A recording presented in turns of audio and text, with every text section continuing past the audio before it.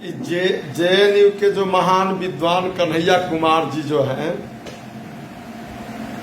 पहलवान भी हैं, जो देश को टुकड़े टुकड़े करने की बात करते हैं, अब बाद में इंशाअल्लाह करते हैं।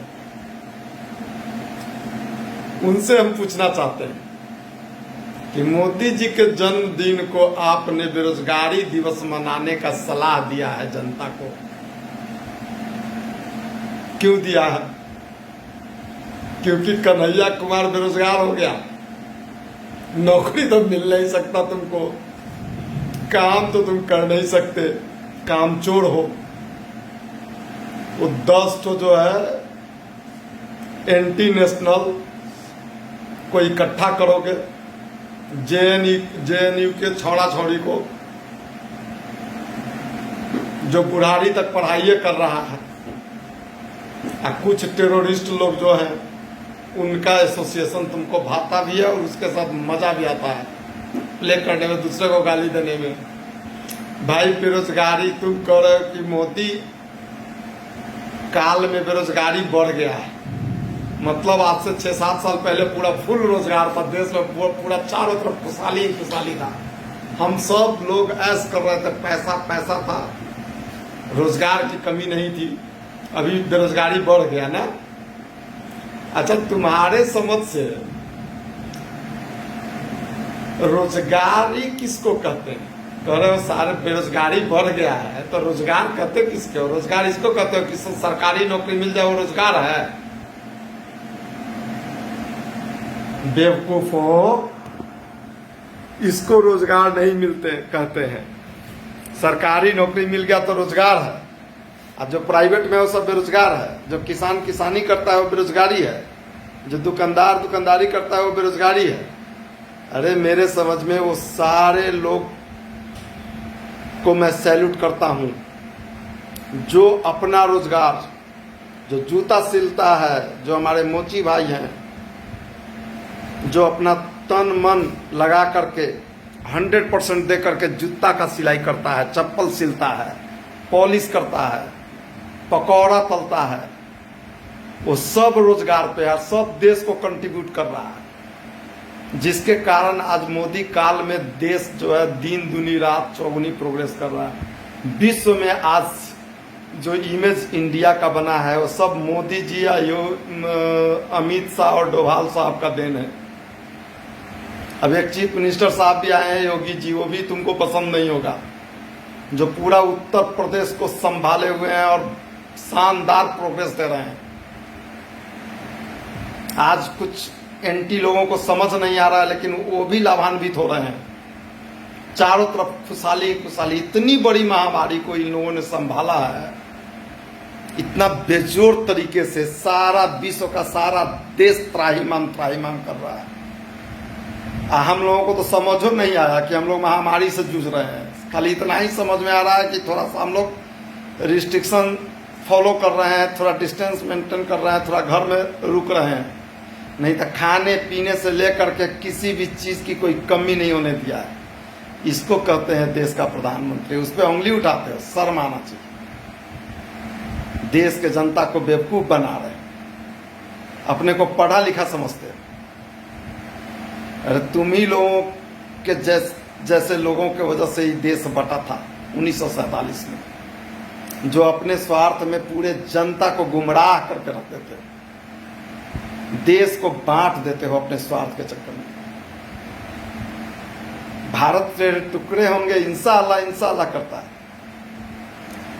अरे अभी हम लोगों के जैसे देशभक्त लोगों की कमी नहीं है इस देश में। अभी मोदी साहब संभाले हुए हैं, अगर ये आक्रोश अगर रोड पे हम लोग दिखाना शुरू कर दिए ना, तो तुम्हारे जैसा बुद्धिजीवी ना, अब विद्वान सब ना, क्या कहें, उल्टा पुल्टा बोल दूंगा, घसीट के ले जाते रोड पे देश के विरुद्ध। और देश के हमारे माननीय प्रधानमंत्री मोदी साहब के अगेंस्ट में बोलते हो ना, बहुत बड़ा गुनाह करते हो। हम लोग बकसते रहे बस। देश में बेरोजगारी बढ़ गया है, आता जाता कुछ नहीं है, रोजगार चाहिए। कलेक्टर बनेगा का है? जेएनयू में पढ़ाई किया कलेक्टर बनने के लिए? तेरे से तो कलेक्टर क्या, तुमको तो पकौड़ा भी तुम नहीं तल पाओगे, जूता भी नहीं, तुम जूता सिलने लायक भी नहीं हो, और न तुमसे होगा। तुम वही है, दो चार देशभक्त लोगों को गाली दोगे तो तुम्हारा जो देशद्रोही लोगों का गैंग बनेगा, इधर लूटोगे उधर खाओगे, उधर लूटोगे उधर खाओगे। बस इसी तरह से तुम लोगों की जिंदगी चलती रहेगी, बाद में कहीं मर खप जाओगे। और क्या, देश को बदनाम करते हो। देश के साथ देश के नवयुवकों को सही बात बताओ।